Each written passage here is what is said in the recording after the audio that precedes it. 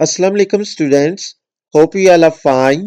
Students, आज हम bio class 9 chapter number 2 topic introduction to biodiversity पढ़ेंगे। So let's start. तो फर्स्ट ऑफ ऑल हम देखेंगे what is biodiversity. If we look around will find variety of various kind of organisms. ठीक है, यार अगर हम अपने इर्द गिर्द देखें तो हमें वैरायटी ऑफ ऑर्गेनिजम्स नजर आएंगे। The term biodiversity comes from biological diversity.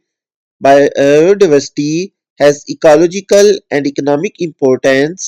It provides us with nourishment, housing, fuel, clothing, etc. Biodiversity is defined as variety of living organisms on earth. देखिए बच्चों, जो वर्ड बायो है,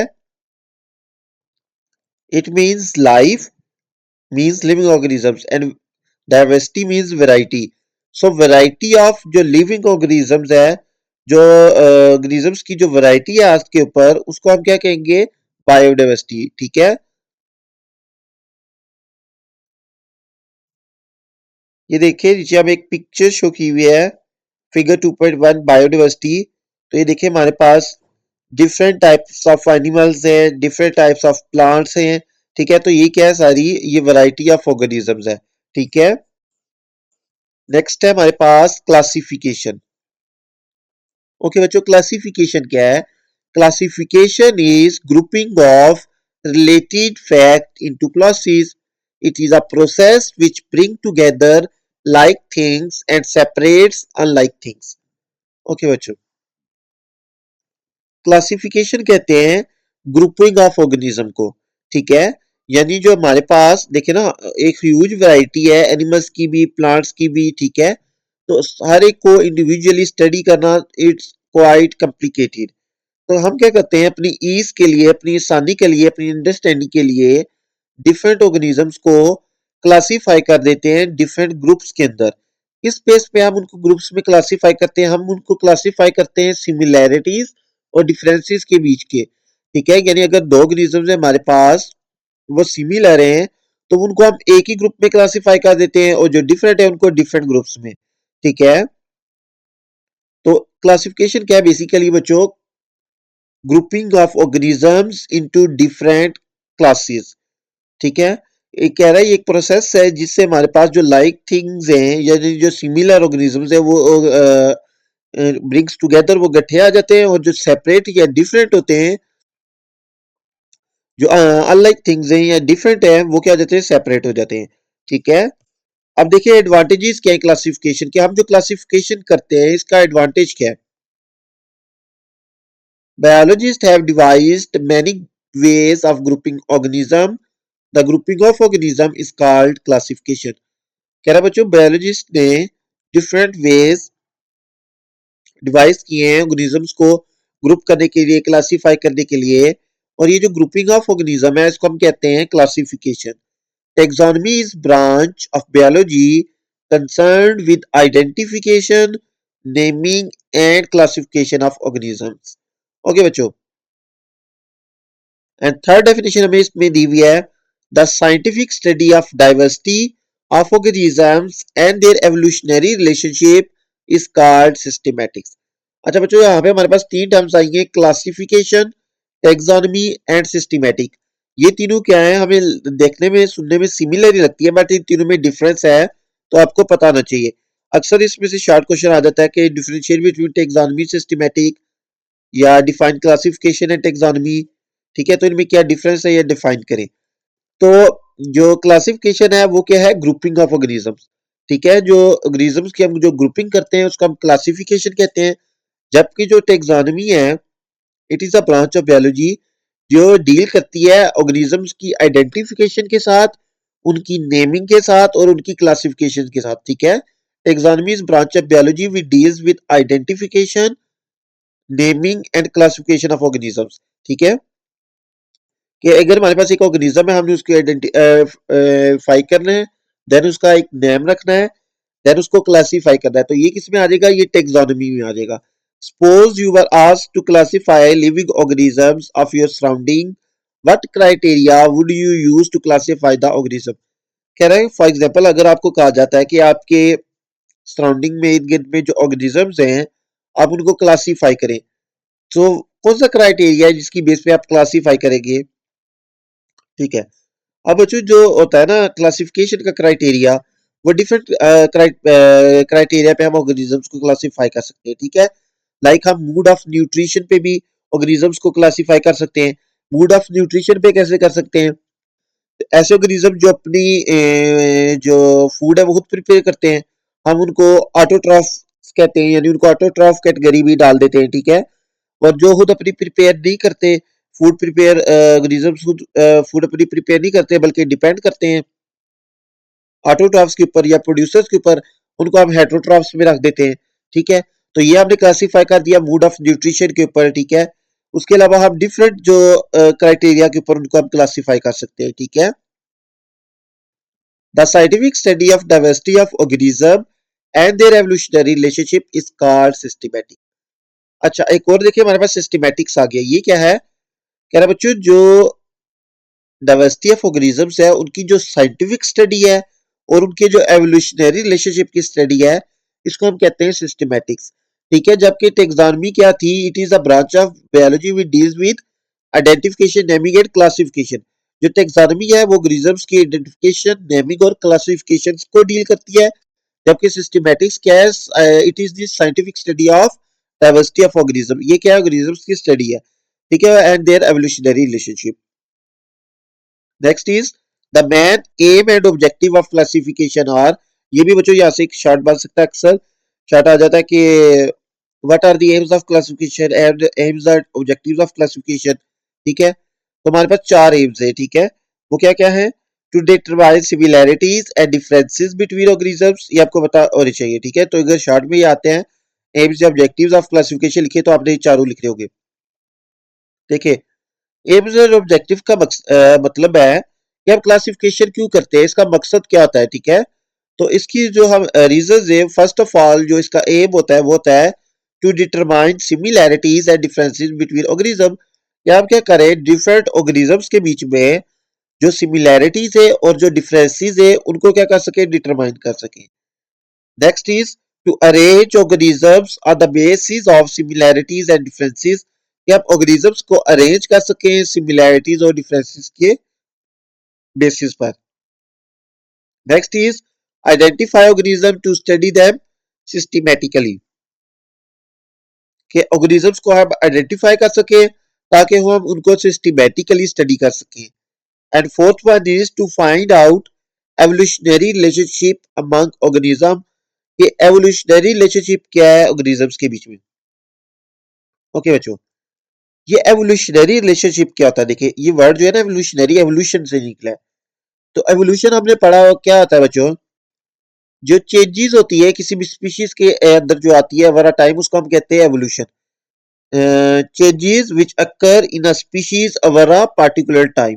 ठीक है, किसी भी स्पीशीज में जो चेंजेस आती हैं वक्त के साथ, उसको हम कहते हैं ये एवोल्यूशन है। ठीक है, तो अब कह रहे हैं एवोल्यूशनरी रिलेशनशिप का मतलब ये है कि हमने फाइंड करना, अगर दो ऑर्गेनिजम्स है हमारे पास, तो हम एवोल्यूशनरीली चेक करेंगे कि उनका जो एंसेस्टर है वो इधर सेम है या डिफरेंट है। ठीक है, कि वो एक ही ऑर्गेनिज्म से ओरिजिनेट हुए हैं या उनका इंसेस्टर्स डिफरेंट है। ठीक है, तो हम उनका एवोल्यूशनरी रिलेशनशिप चेक करते हैं। नेक्स्ट है हमारे पास हिस्ट्री ऑफ क्लासिफिकेशन। ठीक है, कि क्लासिफिकेशन जो है ये कब स्टार्ट हुई। ठीक है, the Greek philosopher Aristotle was the first person who classified living organisms. ठीक है, अब जो हिस्ट्री है इसमें से अब ये भी अक्सर शॉर्ट में आ जाता है कि right about history of classification. तो आपको इसमें अब ये जो जितने भी इसमें साइंटिस्ट के नाम आएंगे और जो डेट्स आएंगी कि उन्होंने किस इरा में उसको क्लासिफाई किया था, तो ये आपको पता होना चाहिए। ठीक है, तो ये अगर शार्ट में आ जाता है तो आपने ये सारे मेंशन कर देने। ठीक है, सबसे पहले कह रहा है कि जो ग्रीक फिलोसफर था अरिस्टोटल, वो फर्स्ट पर्सन था जिसने लिविंग ऑर्गेनिजम्स को क्या किया था, क्लासिफाई किया था। इन 700 अबू उसामा अल जाहिज डिस्क्राइब्ड 350 स्पीशीज ऑफ एनिमल्स।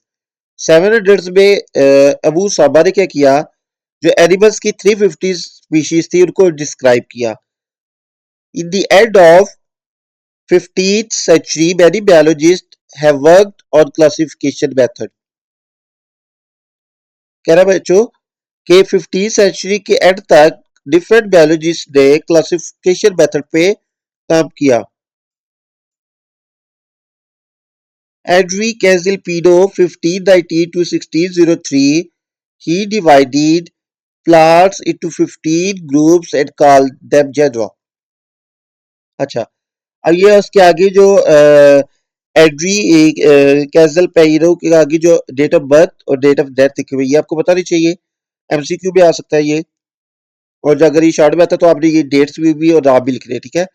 इसने सबसे पहले क्या किया, इसी ऑर्डर में आपने याद करा है कि इसने किया था सबसे पहले कि जो प्लांट्स थे उनको 15 ग्रुप्स में क्लासिफाई किया। ठीक है, कि जितने भी प्लांट्स थे स्टडी किया उसने उनको 15 ग्रुप्स में क्लासिफाई किया और उन ग्रुप्स को कहा जेनरा, यानी उसने प्लांट्स को 15 जेनरा में क्लासिफाई किया। नेक्स्ट जॉन रे आ गया 1627 to 1705 he published important work on the classification of plant। उसने भी प्लांट्स क्लासिफिकेशन के ऊपर काफी ज्यादा इंपॉर्टेंट जो काम था वो पब्लिश किया। देन आ गया टॉर्नफोर्ड 1656 to 1708 he introduced the taxa of class and species। अच्छा, उसने बच्चों क्या किया था कि जो टैक्सा ऑफ क्लास एंड जो स्पीशी टैक्सा है इसको इंट्रोड्यूस करवाया था। अच्छा बच्चों, टैक्सा क्या होता है, बेसिकली रैंक होता है। अब हम पढ़ते हैं आगे भी आप पढ़ेंगे कि जब आप ऑर्गेनिजम्स को क्लासिफाई करते हैं तो हम एक टैक्सोनॉमिक जो हायरार्की है जिसको हम रैंक्स कहते हैं वो डिवाइस करते हैं। ठीक है, कि सबसे पहले जो हमारे पास जितने भी ऑर्गेनिजम्स हैं हम उनको डोमेन में क्लासिफाई करते हैं। ठीक है, आपने पढ़ा भी हुआ है कि टोटल डोमेन्स कितनी है, 3 है। यूकैरिया, बैक्टीरिया, ठीक है, एंड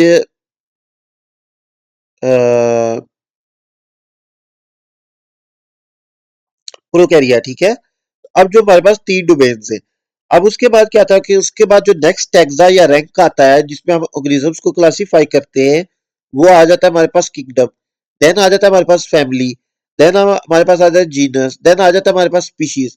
ठीक है, तो ये हमारे पास स्पीशीज जो है ना वो स्मॉलेस्ट टैक्सा या रैंक है और जो डोमेन है वो हाईएस्ट टैक्सा या रैंक है। तो ये एक हमारे पास रैंक से यानी डिफरेंट के अंदर हम ऑर्गेनिज्म को क्लासिफाई करते हैं, यानी species, then genus, then family, then phylum, then kingdom and finally domain. तो इसने क्या किया था कि जो क्लास और स्पीशीज वाला टैक्सा था या रैंक था उसको इंट्रोड्यूस करवाया।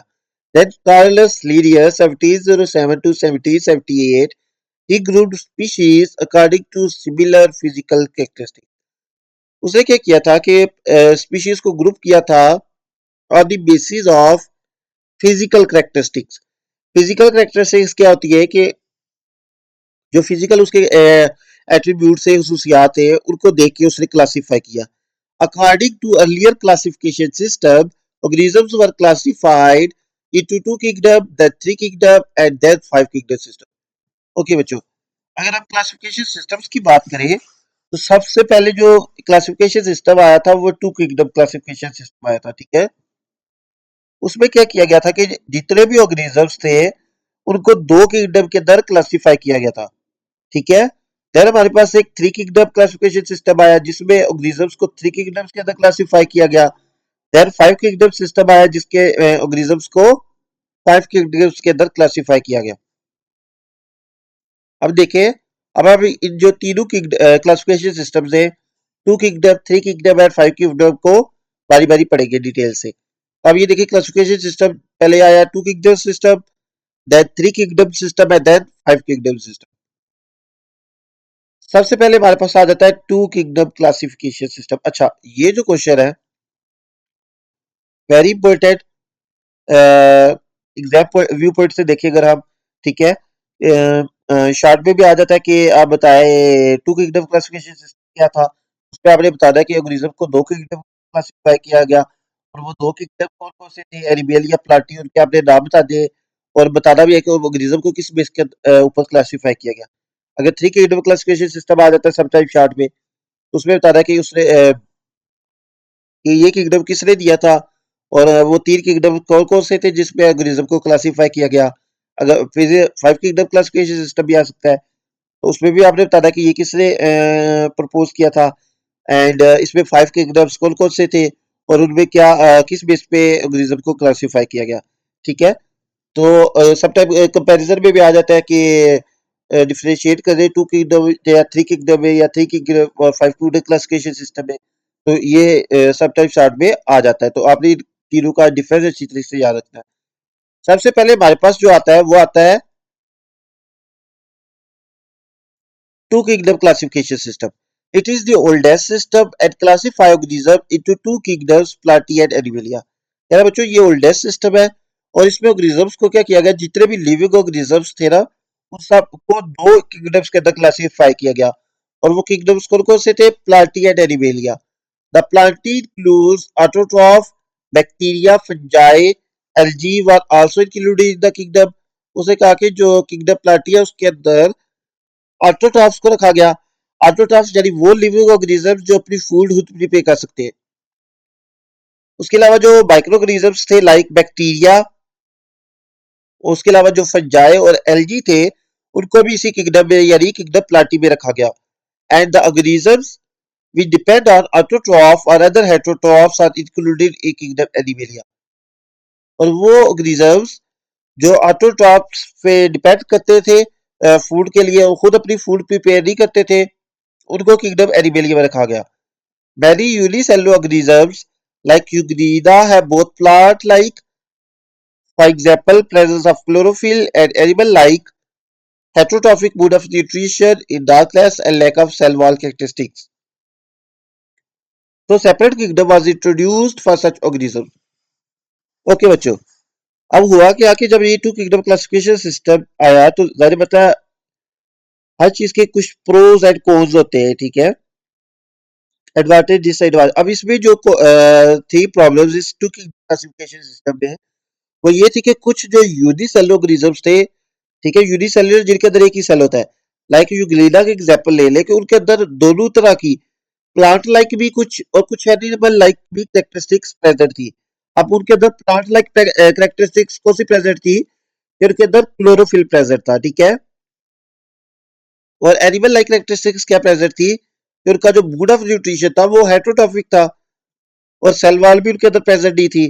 ठीक है, तो फिर क्या हुआ कि एक सेपरेट किंगडम इंट्रोड्यूस कराया गया उन ऑर्गेनिजम्स के लिए कि जिनके अंदर दोनों कैरेक्टरिस्टिक्स पाई जाती है, प्लांट्स की भी और एनिमल्स की। उनको एक उनके लिए एक लेदर किंगडम बनाया गया और उनको उसमें रखा गया। ठीक है, देन हमारे पास आ गया 3 kingdom classification system. German scientist Ernst Haeckel, ये एमसीक्यू में पूछ सकते हैं कि who propose 3 kingdom classification system. आगे ऑप्शंस दे देते, ई चैटर्ड, ठीक है, अर्नस्ट हैकल, तो आपने क्या किसको टिक करना है, कार्ल वोस, तो आपने टिक करना है अर्नस्ट हैकल को। ठीक है, तो जर्मन साइंटिस्ट अर्नस्ट हैकल ने प्रपोज किया third kingdom protista to accommodate Euglena-like organisms and to separate unicellular microscopic organisms from multicellular ones। क्या है बच्चों, एक जर्मन साइंटिस्ट था अर्स्टैकल, उसने एक थर्ड किंगडम प्रपोज किया और उस किंगडम का नाम क्या रखा, प्रोटिस्टा। और उसमें उसने कौन से ऑर्गेनिजम्स रखे, उसमें to accommodate euglena like organism, जो यूग्लीना लाइक ऑर्गेनिजम्स थे उसको उसने उनको उस किंगडम में रखा और क्या किया, सेपरेट कर दिया जो यूनिसेलुलर ऑर्गेनिजम्स थे उनको मल्टी सेलुलर से। देन हमारे पास फाइनली आया 5 kingdom classification system. In 1937, Echaton suggested the terms prekaryotic to describe bacteria and eukaryotic to describe plant and animal cells. In 1967, Robert Whitaker introduced 5 kingdom classification system. The 5 kingdoms are Monera, Protista, Fungi, Plantae, and Animalia. In the 5 kingdom system, bacteria and archaea were combined in a single kingdom, Monera, because they shared the prokaryotic form of cell structure। कह रहे बच्चों सबसे पहले क्या हुआ कि 1937 में each at all ने दो टर्म्स हमें सुजेस्ट की, प्रीकैरियोटिक एंड यूकैरियोटिक। उसने कह रहा prokaryotic organisms like bacteria and eukaryotic organisms like plant and animal. ठीक है, फिर 1967 में क्या हुआ, रॉबर्ट विटकर ने 5 किंगडम क्लासिफिकेशन सिस्टम इंट्रोड्यूस करवाया।